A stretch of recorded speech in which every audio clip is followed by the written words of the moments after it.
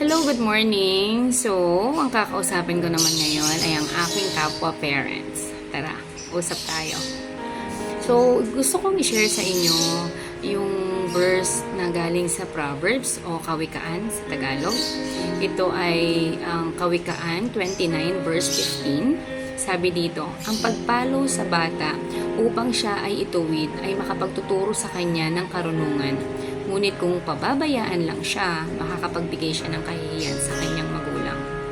Siguro, nowadays, aminin na natin, iba na yung kabataan. Hindi na kagaya natin before na isang tingin lang sa atin ng magulang natin. Talaga naman, matatakot na tayo, susunod agad tayo. But right now, iba na ang generation.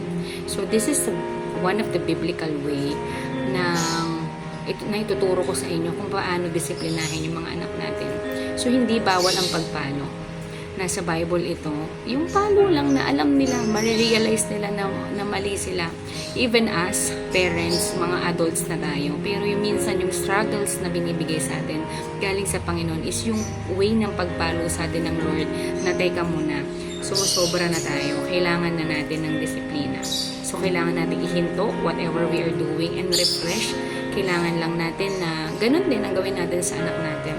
Huwag tayong mag-guilty na because we are working, dahil mostly ngayon ng parents, both of them are working.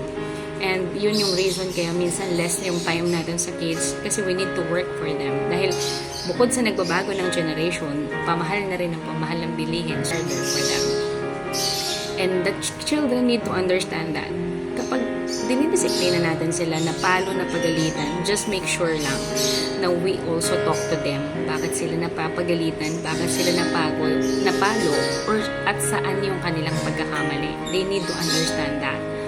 Dahil wag lang tayo basta magalit, basta mamalo. Kailangan natin silang kausapin.